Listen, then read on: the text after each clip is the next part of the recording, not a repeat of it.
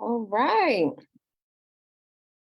So we are here for part two, day two of the 7-day reading of my book, Dear Single in Love. We are going to get started. I just want to say thank you to everyone that joined yesterday on Facebook. I do apologize. I did not realize that I could not see the chat at the same time, but we are here. So we're gonna get started right now. I already said our prayer, we set the atmosphere. So we are going to get started. So yesterday, first of all, for those of you that do not know, I am Tanisha Shanae. I am Miss Inspiration. I am the author of this amazing book, Dear Single in Love, 8 Principles for the Woman Waiting for Her God-Ordained Purpose Mate. This is the book that we are referring to tonight, Dear Single in Love. So if you are interested, you can grab your book. You can actually download it right now on from Amazon, Kindle, and yes, you see the physical copy as well. So I wrote this book in 2018, and when I wrote this book, I wrote it because I was single. I am still single, and God just wanted me to be prepared. And what has happened over the last few years is God has prepared me to help other women and men. While this book is geared towards women, when I wrote the book, a message can still be available for the guys. So that is not something that is limited to just us ladies. Gentlemen, you also will have the ability to learn something. So we're going to just get started. So yesterday we went over principles 1 and 2. Principle 1 is the season of single. So really just understanding what we should be doing in our season of single. And we started principle 2. So I do want to like kind of go back to principle 2 a little bit because it's going to help mold us into principle 3. So principle 2, what we should be doing in this season of single is, like I said, working on that relationship with God, right? Working on understanding what does God need for me to do? How should I start to hear from God and understand what it is that He wants for me? So the first thing that I want us to realize is that God wants us to trust that He knows our needs and our wants. So yesterday we started talking about our needs and wants. And the one thing that I often say is we a lot of times we focus on our wants, right? And this theory really came to mind when I started my weight loss journey in 2012. And when I wrote my first book, Transition to a Healthier You, I discussed this because it's easier to look at the wants and needs when we're thinking about food, because we want McDonald's, we want the fried chicken, we want the peach cobbler, right? We just had Thanksgiving, so I'm pretty sure many of us had a lot of wants, and a lot of us try to avoid the needs. And believe it or not, we do that a lot in our relationships.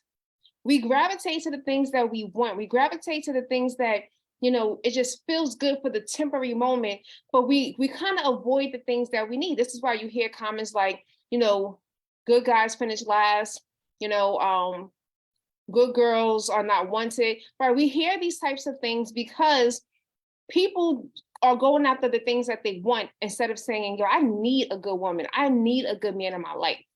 And so when we translate this into relationships, we're also going to see that, right? The wants are just temporary. They just feel good for that moment. And the things that we need, they're going to add value to you. They're going to come into your life and add value. They're going to position you for increase, improvement, and happiness, right? It's going to increase your happiness. It's not going to make you happy, but it's going to increase your happiness. And this is a quote from the book. As your relationship with God strengthens, you are going to start understanding certain things that you wanted before will no longer matter.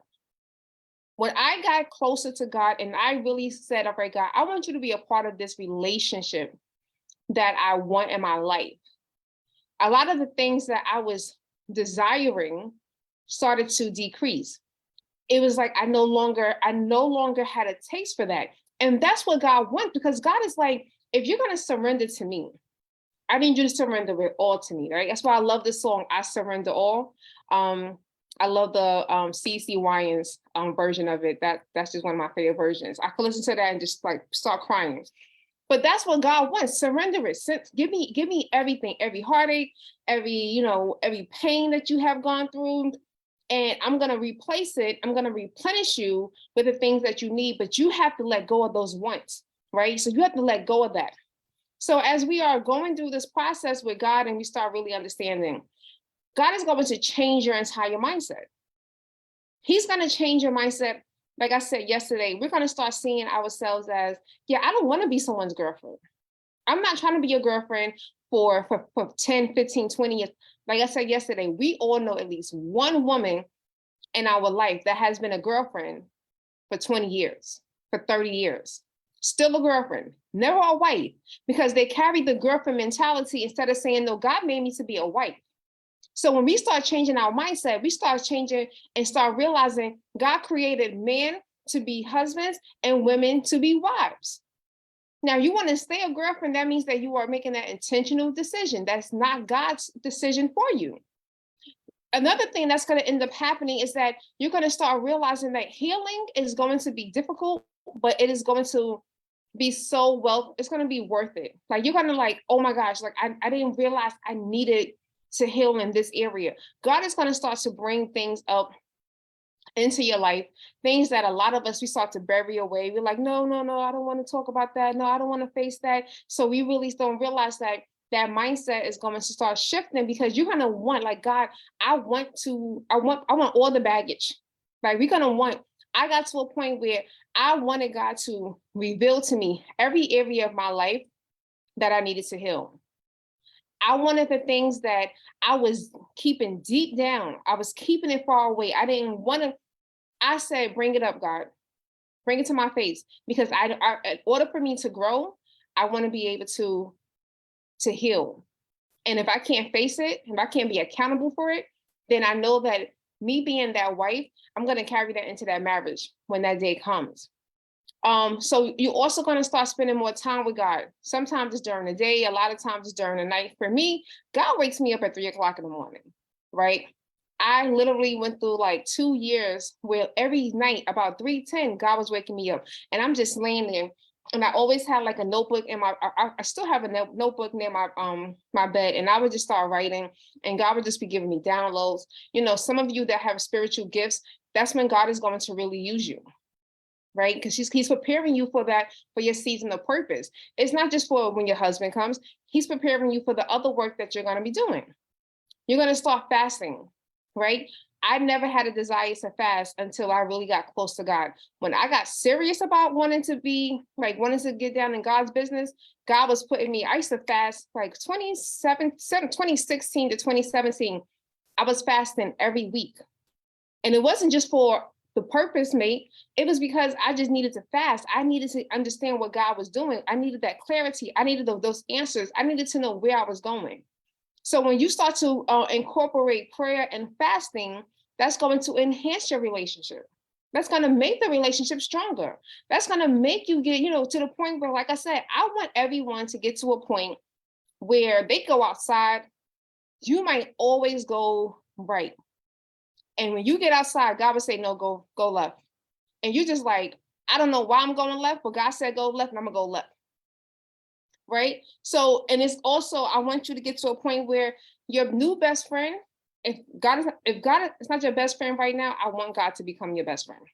Right? I want God to become your best friend. So when we have that kind of relationship, you're going to have a newfound friend. You're going to be like, how did I go all these years without you? And again, it's a difference between, a lot of you have probably gone to church for many of years. You probably was raised in church, but can you honestly say that you had a solid relationship with God? That's the difference, right? When you start knowing God for yourself. So that closes out principle 2, right? I didn't want to go too deep into principle 3 until we really close out principle 2. Principle 3, let me take sip some water. Principle 3 is the characteristics of your purpose mate. The characteristics, the character, the character, the character. I want you to write in the chat, the character. Say type in the chat, the character of your purpose mate. That's what we're looking for, right? The character, that's what's going to matter. Not their looks, their character. Okay, the man that God has for you, and for the gentleman that's going to watch this, the woman that God has for you, right? Yes, character. I see character. Perfect. The man God has for you will be perfect just for you, but he will not be perfect. He will not be perfect. She will not be perfect, but they will be perfect just for you. That's what we want. I don't want a perfect man, but I want the man that God says, when y'all two imperfect people come together, it's going to be perfect together. That's what ends up happening. So I have a question, right? If you could sit right now with God, like if God was sitting next to you and you're like, Lord, can I tell you what I want, right? So think about a wish list. What are some of the things that you will want in a partner? And be honest, right? And I mean, you can be truly, truly honest today, right now, at what time is it? At 6:13 p.m. on November something. I can't think of what day it is, the 28th, 29th. What are some of the things that you asked for? Write it in the chat. I want to know, what are some of the things that you would truly say, God, this is what I want him to have, right? And when we can, you could be honest, right? God already knows what you want. God knows. Like, that's the one thing I want us to be reminded. God knows what you really want. He knows the desires. He knows the things that you have yet to say, right? He knows. And that's the beautiful part about what I love about God, right? Someone said on Instagram, I want a man after God's heart. So they want someone that's going to sit down and be able to say, God is number one. I'm chasing after God, right? What else do we have? I want him to be prayerful, right? And that's very important. All right. A man that has a prayer life, that's something that actually is not always discussed, right? We should want the person to be praying, because the same way that you should be praying, we want them to pray. Anyone else want to add anything else? What is something, right? So a healed man, I love that. A healed man, a man financially stable, a man who put God first, and a man that is not selfish. I love that. Healed, absolutely. Don't you know there's a new dating app? I thought it was very intriguing. I saw it on Facebook. There's a new dating app out that they only accept, because you have to be approved for this. They only accept people that are in therapy. Right? The people that are going into that process of trying to heal, their target audience are those types of individuals. And I thought that was so interesting, because we don't see that too often, right? We don't see that being a requirement. A man financially stable, we are going to definitely discuss that in this book. I definitely going to talk about a man that puts God first and a man that is selfish. And I just think that's something that is not in the book, but that is a characteristic that we do need. We do want someone that's not going to be selfish and not think that everything is about me, right? It's not just about you. It's not even about the two of you. It's about what we're going to do together so that we can carry out the agenda that God has set for us to do, right? I have realized that, yes, I want to be happy, but I want to be able to be happy in doing whatever that God needs me to do while I'm here. And that's going to continue. So let's move forward, right? I love those answers. Thank you for participating and sharing what you would ask God for. So the next thing that we have to do is that we have to start to forget everything that you know about relationships and about love. And I think I mentioned this yesterday. Forget about everything that you know about relationships and forget about everything that you know about love. Believe it or not, a lot of the things that we have heard is not true. A lot of the things that we have heard, it's not true. Right? Someone said, I want a man that knows his kingdom assignment. We're going to talk about that. That's definitely in chapter 3.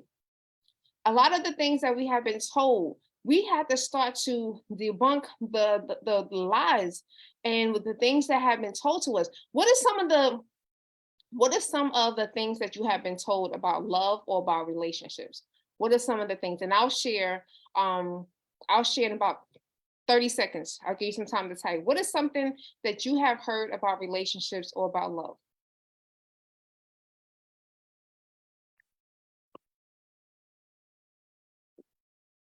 Right? So one of the things that I used to hear in my personal experience was that um two things that always set out to me. It's not about, they said relationships, it's not about love. And then the second thing I used to hear was be with someone that loves you more, right? You don't have to love them, but as long as they love you more, then you're good, right? Someone said it has to be 50-50. That's one of the things that they heard, right? A relationship has to be 50-50. If it's not 50-50, then it's not a good relationship, right? So those are things that we have been told about relationships and what we have been told about love, right? So I've been told it's not about love. And I've also been told be with the person that loves you more than you love them. Like it's actually they recommend like don't even like if you have feelings for the person, then you shouldn't be with them, which is weird. Like I never understood it, but I've seen a lot of people that have carried that, especially women. Women have been told that be with the man that loves you more than you love him. And there are a lot of women out there who are with the man that they don't love, right? Half of them don't even like them. Like we're gonna keep a spade, we're gonna call a spade a spade, we're gonna keep it 100. Some of them don't even like them. But he loved them more so much that it just made sense. It was like, yeah, he'll love me enough for the both of us. I think that was in somebody's song. That's not true. We're not doing that. Right. I don't want you to have to carry my love. All right. So it's time to remove the blinders. It's time for us to remove the blinders. Yes, it is time for you to remove the blinders. And what do I mean about removing the blinders? It's time for you to stop focusing on the physical. God does not need you to focus on the physical. And in chapter 3, I try not to really focus on one particular book, but God had me when I wrote chapters 1 through 3. Between Genesis and the book of Ruth, God kept sending me back to the book of Ruth.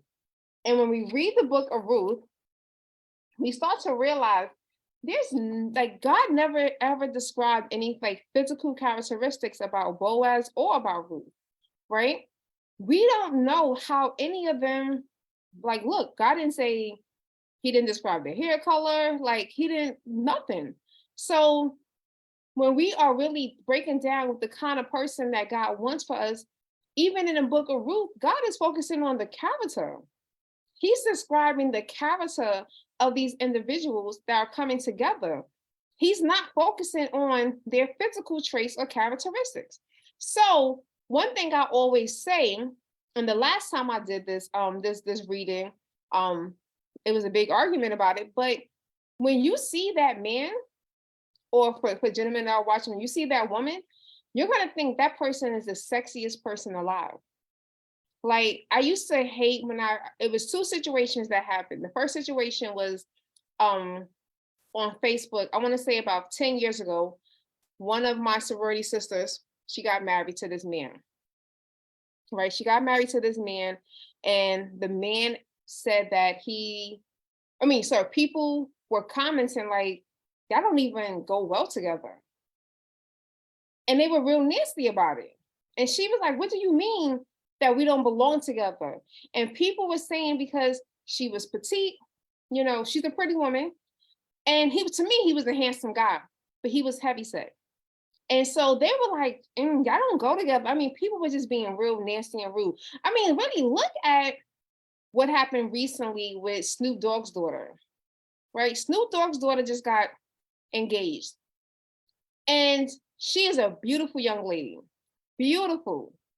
And people were just so nasty in them comments because they're looking at their beauty standards according to their standards. But when that man looks at her, he sees a beautiful young lady the same way I do, and I'm pretty sure most of you do. But people are so stuck on this physical or what physical is supposed to look. And so they forget that God cares about the heart. God cares about the character. He doesn't care about how you physically look, because our physicals can change any moment. And you can go online, you hear about stories, you hear about people that have been married a beautiful woman, and then knock on wood, not it's reality, they go and get into a tragic car accident and their face becomes disfigured, their body, and that man will stay with them. Why? Because he didn't marry the beauty, he married the heart, he married the character.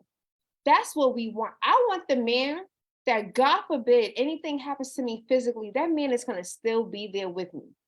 I have a friend from college who has no legs. Okay. She has this girl, sweetest person on earth. She's funny. She's very intelligent, beautiful soul. She's married. She just had a baby, I think, last year.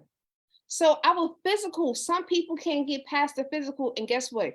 Not getting past the physical is keeping you stuck. It's keeping you stuck, and it's keeping you in them unhealthy relationships too. Okay. So let's get into the characteristics that are in the book. Okay. The characteristics. So there are 10 that God gave me in this book. There are more, but these are the ones that God had me to write in 2017, going into 2018. So the first one, and Amina said this, he will be employed. Okay.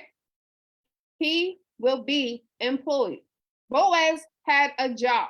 All right. Believe no, in true essence, no, Boaz didn't have a job.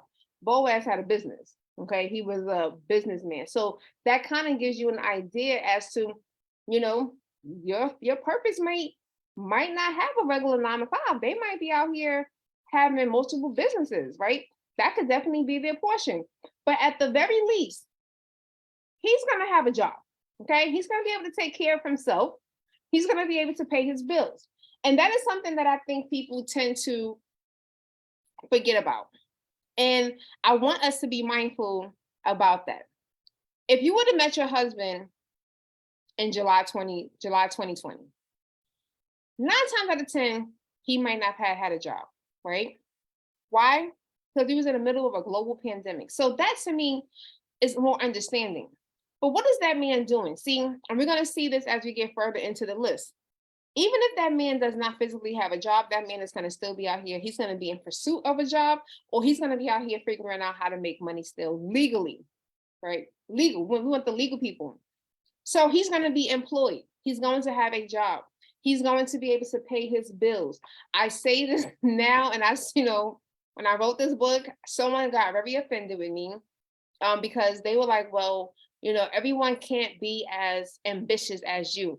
I don't care about and don't compare your ambition to my ambition. I need you to be able to pay your own bills. Before I come into your life, can you financially pay your bills? Right? Can you pay your bills? If you can't pay your bills, 9 times out of 10, we don't need to be together. Okay? Second thing is he will notice you first. So this is where I had to question God recently about this, because I was like, well, God, I'm realizing more and more, especially there's a group of men out there, right? There's a lot of guys out here who are like, they're bosses. They're out here with $1 million businesses, and they are single with no children. And I was like, well, God, if he's so focused, driven on his purpose, a lot of men do get just so distracted that they're like, they don't even see. You can walk into a room and they're driven. They're like, I'm focused here, and they won't see you. So what you have to realize is that, yes, he is going to notice you, but this is where there's going to be certain things that we're going to have to do, ladies, because we have to help him, not saying that we have to like knock on his door, but we have to do the part that we need to do to make sure that, he is open, right? So some men are so focused on, a lot of women are like that too. So what you mean? Can you elaborate on that, please?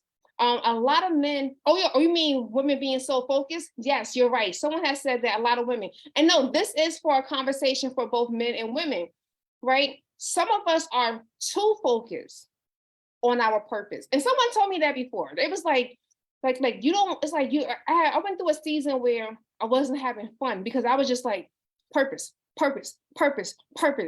And I was not enjoying life.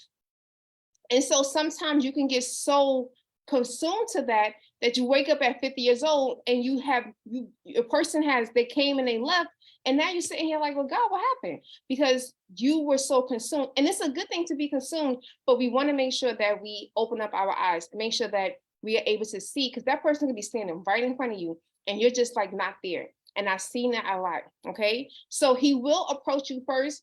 And that's something also. Now, in the book of Ruth, we noticed that. That's what Boaz did. Boaz went up to Ruth and he said to Ruth, who do you belong to? He went and had a conversation with her. Again, sometimes it's not going to always be exactly that. But the one thing I will say, when you are in purpose, that man is going to notice you. This is the reason why God dropped this into my spirit 2 years ago. God said to me, you haven't met your person because you have not been in purpose. I understand my purpose and my calling is supposed to be out in the public, being Miss Inspiration.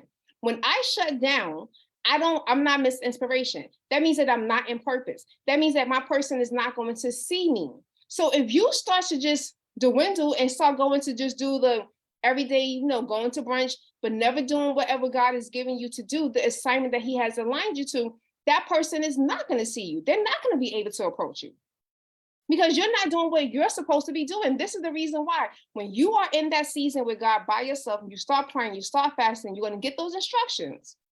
It's not going to make sense immediately. Well, God, why do I need to be doing this? Because guess what? My person could be watching one of these videos one day. And if I start saying, well, I don't want to do these videos, I don't want to do that, then guess what? He's never going to notice me. Right? So we have to start understanding, like, look at the examples and the instructions that God is giving you. And it's going to be different for each one of us. It's going to be different. Like I said, when you start living and start doing like what God said to do this, it's not going to be logical all the time. It's not going to always make logical sense, but do it. There's a reason. Okay. The next thing is he's going to be a protector. Now, in my book, I do discuss how this topic has become so critical for me. And for some of you, you might have had experiences where you have never had someone protect you. I've never had a man protect me. My father wasn't in my life. I never had boyfriends that stood up for me. Do you know how many times I had 2 situations. The first time was I had an ex-boyfriend that sat in the car while a grown man was in my face threatening to beat me up. And he sat in the car. He's like, left me to fend for myself. And we're like in our early 20s. I didn't feel protected. So that was actually one of my first prayers. When I started to really like, all right, God, I need a man that's going to protect me. Who's going to protect me physically? He's going to protect my heart. He's going to just protect who I am. I need a man that's going to protect me, because that was something, it's fearful when you're out here and you have a boyfriend. This is the reason why I said I don't want no more boyfriends. I want my husband. Because the boyfriends are not out here protecting you, but your husband's going to protect you, right? He's going to wine and dine you. He is not going to Netflix and chill you to death. He is not going to say to you, well, let me slide through at 11:30 at night. That's not the man. That man is going to court you. He's going to pursue you. He's going to find interest. What are you interested in? He's going to, matter of fact, he's not even going to ask you. He's going to go to God and be like, well, God, what should I give for her? What should I do for her? He's going to start going into prayer about you, because he needs to know. I don't want to it's easy to say to a woman, so, what kind of flowers do you like? It's easy to ask that. But when God said that that's your woman, imagine when you go to God and say, well, God, what should I get her? I guarantee you, he is going to definitely give him that answer. He just has to have the ears to open to hear. And as long as he opens up those ears, God is going to give him those answers. But if a man is not trying to take you out, he's not trying to spend time with you, then guess what? He's not the one. I don't care how busy someone is. You could have a smoothie date. Like I'm telling you, I've had guys, busy men, take me out. Let's go have smoothies today. Let's go for a walk in the park. A date does not have to be a 5-star restaurant. You don't have to take me to Ruth Chris. I don't need to go to Ruth. I don't even eat steak like that. So I don't need all of that. So when they say, well, I don't want to spend $500 on a date for you. All right. So what can we do that's going to have interest for me? That's going to allow us to have a time to sit together and get to know one another so that we can sit here together and we can figure out, are you the person? And when we get to chapter 4 tomorrow on Thursday, we're going to discuss that. Okay. So just know that there will be dates. There will be times for you to go out and to get to know one another. And I'm not talking about on a physical level. This next one to me is, again, just like the protector. He's going to be a problem solver. And the one thing that I did like about in the book of Ruth, remember Boaz realized, like, yo, I'm not the next person to marry you. There's another cousin who is technically ahead of me that's supposed to marry you. And what he basically was saying to her was, don't worry about it. I got it. I'm going to go handle that. And he went to that family member. They had a conversation. They had witnesses. He solved the problem. That is what your purpose mate is going to do. He's going to be a problem solver. That's why I said, if you would have met your potential husband in like July 2020 and they were not employed, his problem solving skills are going to start to kick in, right? Why? Because that man is going to start realizing either I got a trade that I can start making money. We in 2022, we can all make money, right? There are more apps today where people can make additional income or make an income until a job comes, until the business kicks off. There's many ways. You could do Uber Eats. You can do DoorDash. You can do Instacart. I'm seeing them look, do you know how many guys are doing Instacart right now? Like, have y'all been to the supermarket lately? I see nothing but guys doing Instacart now. Like, they're out here. So when we start joking around saying guys can't food shop, that's a lie. Because they sure be in Aldi, they be in Stop and Shop, and they be in there making that money doing Instacart. Okay, that man is going to be able to solve the problem. And the beautiful part about it is that he's not going to know all the answers. Ladies, he's not going to know all the answers. The reality is, although he's a problem solver, he is not going to have all of the answers, but he's going to be wise enough to know, let me go to God and see what I need to do. And believe it or not, God may say, go to your wife. Your wife is going to help you get the answer. We might have the answer, but when he goes to God, he's gonna put aside his ego. He's gonna put aside the macho. I'm the man, so I have all the answers. And he's gonna realize, babe, I don't know how to do this, right? I know, like, I'm a healer. So one of the things that God already showed me, like, one of the things 9 times out of 10, unless he is fully into healthy living, you are probably going to go into this man's life and change his life and say, babe, drink some lemon water and some ginger, because the inflammation in your body, you need to bring it down, and you do that naturally. That's a tidbit for y'all. Y'all didn't know that. Right? That's solving the problem. I don't want him getting addicted to pain pills and taking, Percocets and oxys. No, I want you to solve this problem naturally. So here's a solution. Now, whether he take that solution or not, that's not my problem. I'm gonna do my part, right? But he is going to have solutions to problems, or he's going to have a plan on how to solve those problems. He's going to have respect for you and your family. And again, representing back to the book of Ruth, when Ruth left the night that she went with the perfume and, she slept at his feet, he left the next morning. He sent her home with some barley. He was like, here, go, I kept you out pretty much all night. Take this back to your mother-in-law, to Naomi, and that's something that I think we don't often see.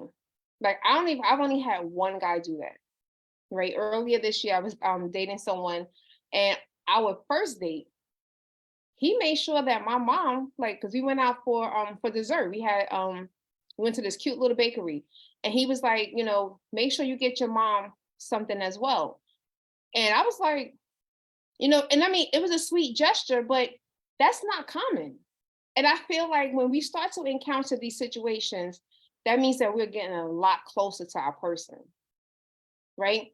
He was not my person, but I'm starting to see small little things. And I'm like, all right, God, okay, maybe my person's coming sooner than I thought. Because I'm seeing things that were out that I wrote in this book in 2018. And I'm just like, wow, right? So we have to start realizing he's gonna care. For those of you that have children, he's gonna care about your children. He's gonna make sure he's not gonna just come and take you out and not make sure that your kids are good. He's not gonna, say, I be on TikTok too much. And they read the stories from Reddit. And there was a young lady said that her mother married this man. He had 2 children, she had 2 children. And when she married him, he basically told her that he's only going to take care of her. She has to take her money to take care of her children. Now, the mother at the time, she said, made a lot less than the father than the stepfather. The stepfather was like really well off, made great money. And the mother was like maybe minimum wage. So they still had to split the bills 50-50. And again, if they went out, he only covered the mother. He never covered her children. That man you should have, like, not for nothing. I commented, I said, the moment that he said that whole setup, I would have never married him. I would have never married a man like that. If I have children, you're gonna tell me that you're gonna make sure that I'm good, and I gotta take my 40,000 to take care of my 2 kids. And you're basically saying, if we go on vacation, I'm covering your portion, but you take care of those 2, and we're getting married as one union. Man, you better stop playing with me. Exactly, right? So Amina said that makes sense. My ex did numbers 1 to 5, and my kids loved him at first, but later on I realized he wasn't the one. Right? Exactly. Right. And a lot of times, we have to be very careful, right? And that's why I said there's another layer to this, because you can meet someone that has all of this and they're still not your person. We can meet someone that has all of this and they're still not your person. But what we are seeing is that everyone is ignoring this list and they're focusing on the physical, right? I know women, and we all look. I'm guilty. I'm guilty, guys. I have been in relationships with a man that was fine, that was chocolate, that had a nice body, and he had no job. Okay, I was young and I was dumb. I did that before. So when you are honest, we have done that. We weighed our options. Well, he looked good. He's sexy, but he ain't got no job. He looked good, and I'm chasing him down the block. No, that means you didn't even give that man a chance. You didn't even do anything for you to stand out. Sometimes we do have to do things so that we can stand. So he could be like, wait, oh, hold on. Who's shorty over there, right? We're not doing that because we're chasing. So what we want us to do is start focusing. These are the characteristics. This is the character that we want him to have. And sometimes that person can have all of this and still not be your person. But like I said, in principle 4 is going to help us to get to that decision. Okay. So if he does not respect you and your family, he's definitely, like I said, anyone with children, that's the one thing I say you got to be careful about. Be careful about, especially for those who have young children, right? He's going to encourage you in your purpose assignment. And this is very important for me, for anyone that already is in purpose. And I had this conversation with a woman who got divorced because a man was attracted to her because of her purpose, because of the calling on her life. But once he married her, he switched the whole flip. He was like, I don't want you doing this. I don't want you out here, preaching, because she was a pastor. I don't want you pastoring. I want you to stay home, be barefoot, and have all my babies. Forget about what God is telling you to do. He switched the entire switch. So what he was attracted to, he no longer wanted. He was taking her away from her assignment. He was trying to get her to abort it. And she said, I'm divorcing you because you're not my husband. And I asked her one thing. I said, did you confirm before you got married? Did you confirm with God that this was your husband? She said she did not. and honestly, a lot of us don't. But that person is going to encourage you. They're going to want you. They're going to wake you up. Right. I had one person, I've dated two people that cared about my purpose assignment. And it used to be annoying, but I remember one time the guy I was talking to, he called me and he was like, I've noticed something. So I'm thinking he gonna say something cute and endearing. He was like, I noticed that you have not been on Facebook Live. This is back when I was only on Facebook Live. He said, I've noticed that you have been on Facebook Live for 3 weeks. And I was like, ouch, wow, mind your business. Why are you calling me out? And he was like, because that's what you're supposed to be doing, right? Like, isn't that you're supposed to go out there and teach, inspire? You're not doing that. You haven't been on live. I went on your page and I can tell you the last time that you went live, and it has not been anytime soon. And I was like, wow. And I love that because you called me out. You're correcting me. You're trying to get me back onto my path. Now, whether or not I do it, that's my decision. But the fact that that man would not allow me to give up on my dreams was something that meant so much more to me because I've had men that did not care about my dreams. They did not care about the fact that, you know, God has called me to do something bigger. I've had that. Some of you have probably been in relationships where you probably could not even think about or focus on your purpose because you were in the wrong relationship. Because if you would have even tried to be the person that you're really called to be, that person would have tried to snatch that dream away from you.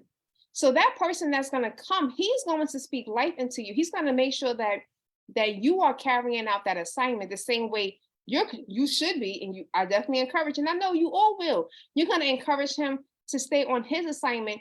And yes, there will be times where your assignments will come together. Right? I like Sarah Jakes and her husband, Touré. I like their relationship. She does what she needs to do. He does what he needs to do. And there's times they come together because they have assignments to do.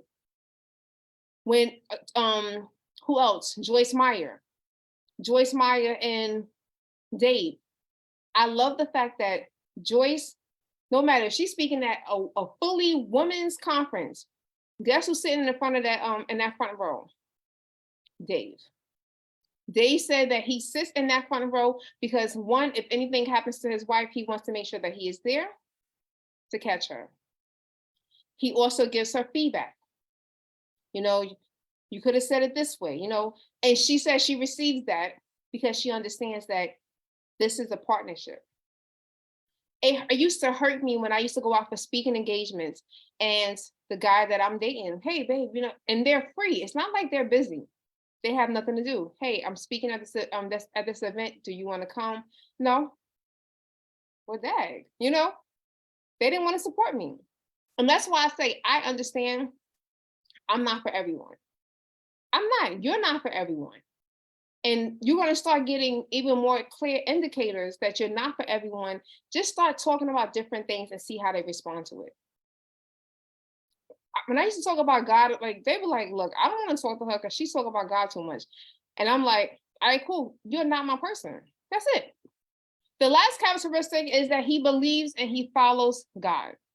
And I think everyone who says something, that was something that they said that they would ask God for. Absolutely. That man is going to believe and he's going to follow God. He understands. And again, please do not be confused because I think so often when we hear this, we think of he's going to be religious. He's going to be a pastor. He's going to be a prophet, right? I laugh because, baby, he could be in the church. He could have all the robes. He can have all the titles, and he is not following God. I've dated a pastor who admitted to me that he never, ever heard God for himself. I'm gonna say that again. I dated a pastor. Well, yeah, we dated. I dated a pastor that admitted to me that he never heard God from himself.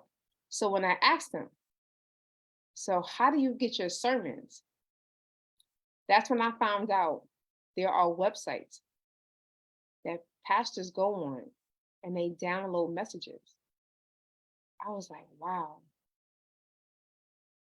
Yes, yes. Thank you, Amina. Thank you. She was like, that's when I found out there are websites that they go online and they download the whole sermon.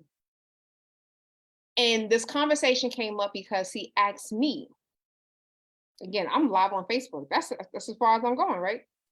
And he said, how do you get your messages? God gives them to me. He was like, God gives you the message in the scriptures? Yeah, he does. He was like, really? And I was like, wow. So I'm telling you from my firsthand experience, just because they're in the church, just because their Bible might look as raggedy as this, does not mean that they're believing and following God. I know more people out here who are walking the streets, never go into a church building, and they are following God more than the people that's sitting in the church. They go to Wednesday's Bible study. They go to all sermons on Sunday, and they don't follow God. So you have to ask God, what does that look like? Like I don't physically go to church. There are pastors that God, ministries that God had me follow. Because a lot of them, like your pastor might not be in your state. Like I used to follow a pastor like religiously. He's based out of California, right? Apostle Bolkins is based out of California. And I would tune into that ministry. Jolene Whitaker, she's up in Rochester. I tap into that ministry. So it might look different. And then you would start to realize, oh, okay. So discernment is going to really help you as you are understanding what this really looks like as far as a person. All right. I know I probably just blew your minds, y'all. Right. So the one thing, that God keeps saying to me is that he's only focused on the heart. He's focused on the heart. You're focusing on the physical. He's focusing on the heart. He does not care if he sees he has a six-pack or not. He's focusing on, is he going to take care of you? He's not focusing on if he has waves. He needs to know, can he protect you? Can he guide you? Can he keep you on your assignment? Can if y'all are meant to go out there and pray for the world, is he going to get up at 3:00 in the morning with you and pray? That's what God cares about. He doesn't care about his physical. You care about the physical. You care about how handsome he looks. He looks sexy. Oh my God, you see his body, right? I guarantee you, if we stop focusing on our type, you will start having better experiences. I know a lot of women, right, who have been on dates. And the people that I started dating recently, they're not in my physical preference. But when I was dating my preference, I wasn't getting any dates. Oh, you got your own place? I want to come to your house. Or I'll come to my house. Let's watch TV. They got all the apps, right? So we have to start realizing what's more important. And what I want you to do tonight is really start to reflect on those characteristics. Amina she shared that someone had 5 of the 10. And sometimes the fives feel so good. But the 5 might be the bare minimum.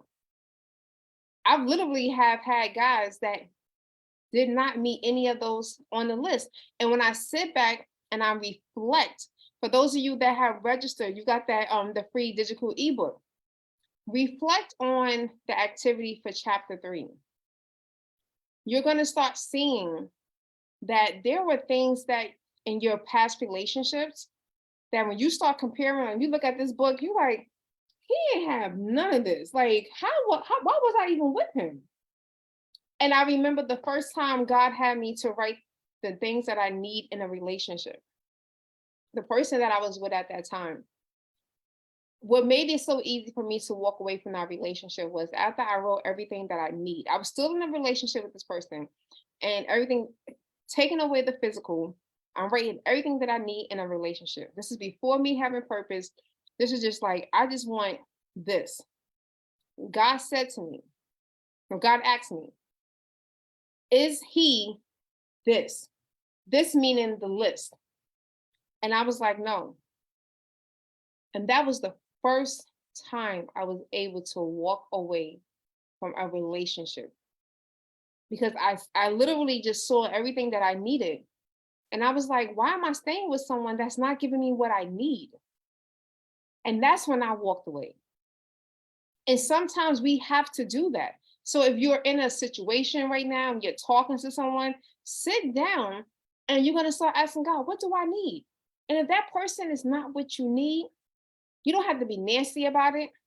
You don't have to be condescending. You could just simply say, this is not serving me, right? You're not serving what I desire. Especially if you don't want to get married. If a man says to you right now, you ask her, if you're talking to someone, do you want to get married? And they can't answer the question, then why are you still entertaining it? Walk away, right? Remember, the man that God has for you will speak to your spirit and your heart. And I think this is so important, because oftentimes we don't realize that someone is good for you. That person's going to speak to that spirit. It's like your spirit's going to be like, oh my gosh, I feel it, right? I haven't felt that, but I have heard stories where they were like, I just knew that was my person. It was just something different. I just don't know what it was. Now, don't be confused with the physical and butterflies. So something that I read not too long ago, they said that butterflies, when we hear the terminology, the phrase, I got butterflies in my stomach, that's actually a warning. Like your body's warning you that no, abort mission, right? So we have been told by society, oh, I want the butterflies in my stomach. The butterflies in your stomach is actually the Holy Spirit saying, no, run the other way. Close the curtain, get in your car, close the door, put up the window. He is not it. She's not it. We have been told the wrong thing. So this is a reason why you have women that when they see their type, they think every time, I know people that they like tall, light-skinned guys. Every tall, light-skinned guy that walk into a room, they're like, oh my God, it's just something about him. No, that's just you wanting a tall, light-skinned guy, and you're hoping that he might be the one to pay you some mind today. But then the little short, dark-skinned guy over there, your spirit might be like, yes, yes. And you're like, no, because he's short and he's dark-skinned. I don't do that. We have conflict, right? So you have to start realizing. So really start to just focus on God. You know, I want the person that is good for me and that's going to speak to my heart.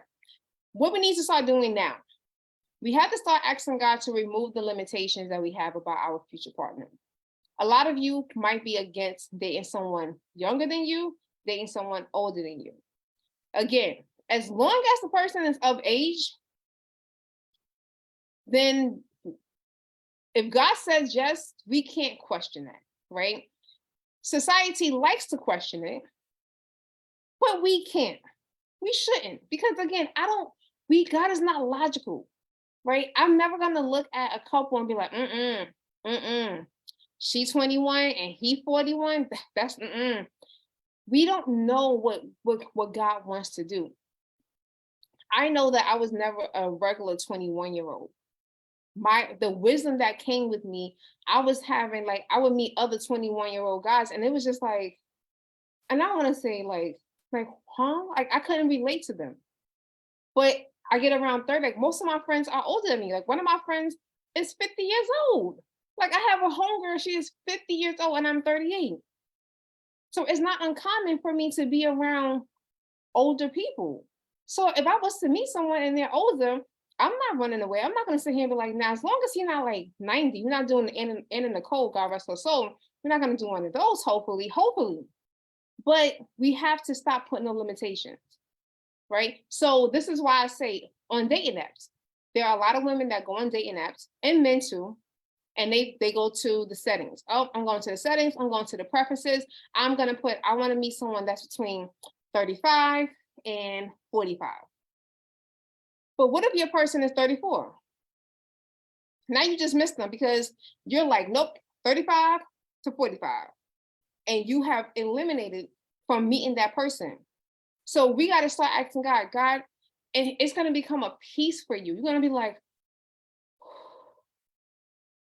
all right, God, I'm open. I always say to God, look, I'm open to, if my person is younger, God, you know what I can't deal with. I'm not dealing with a child. I'm not dealing with someone that I'm not K Michelle. Well, she said it, you can't raise a man. So I'm like K Michelle, I don't want to raise a man. So if he's 21 years old, Lord, he better come with the wisdom of all wisdoms beyond wisdom, okay? You have to let go of the race. I know that we have heard Black love. I love Black love too. I'm all for Black love.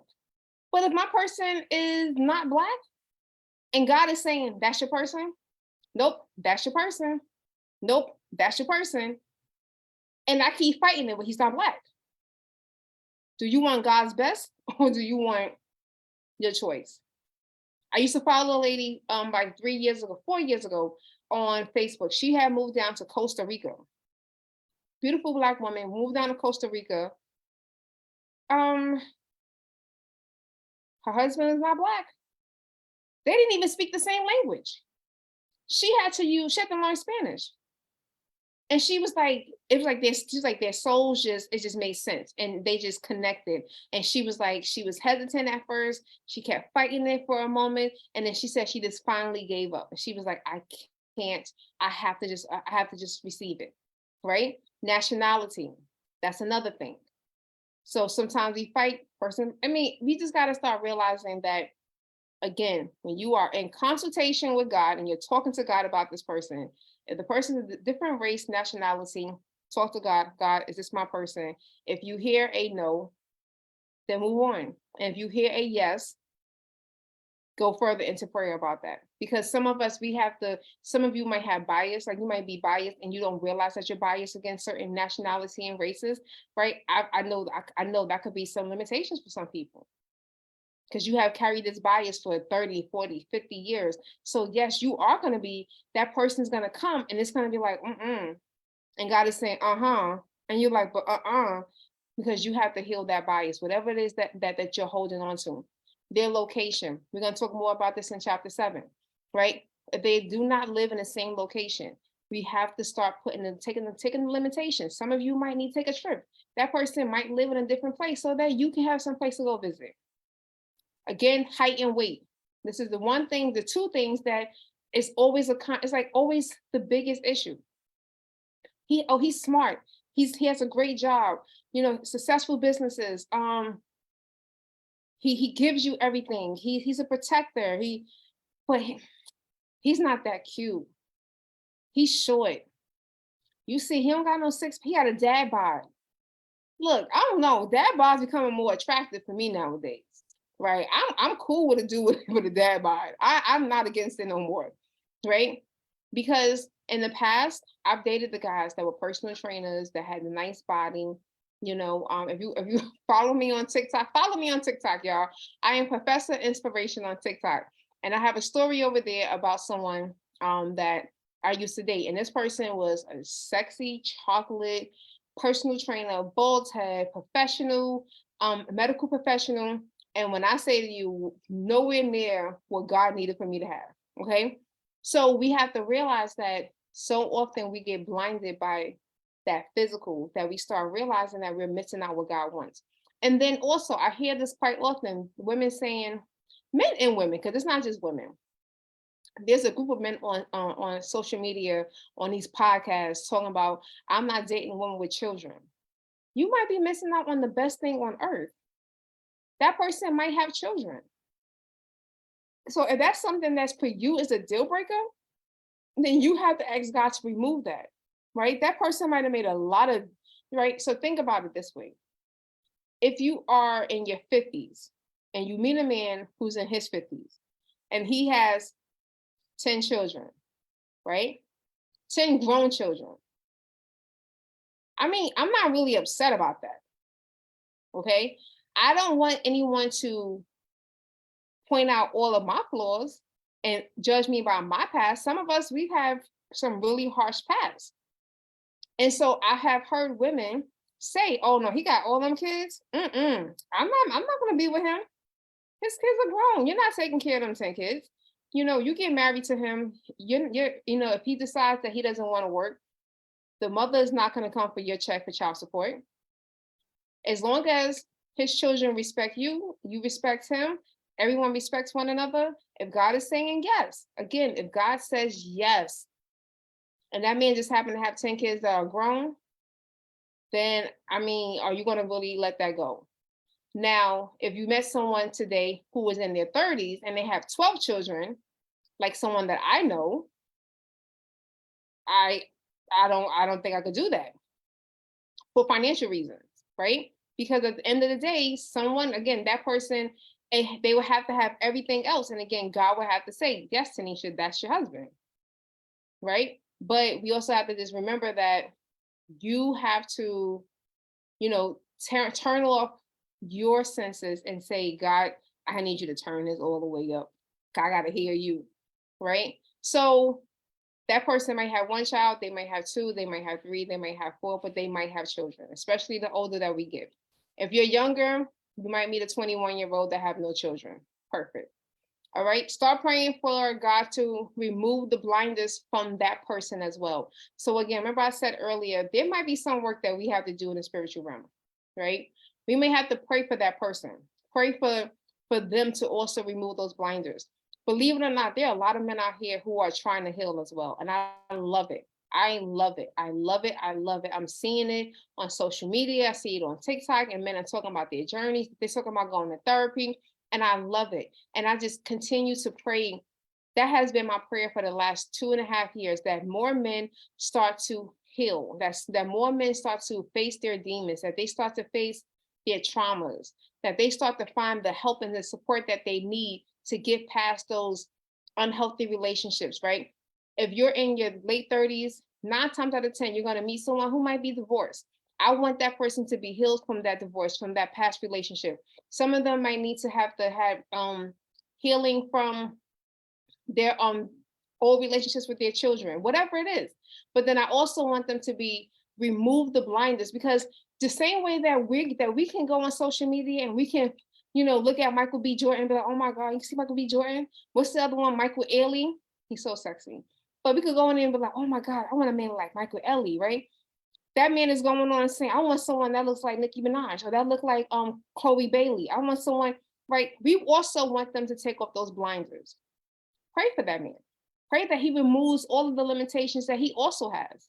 And I hope that that man is also praying that you remove those limitations. So I have heard this happen before, where people start realizing, like, they're not praying about it, but they start realizing, like, well, how come I'm starting to, like, I'm having interest in someone else? I do believe that someone out there, your person is out there praying that a change will happen into you. So sometimes things will start to just fall off, and it's in preparation for you meeting that person, but that person is praying for you, and they could be in a whole nother country, a whole other state.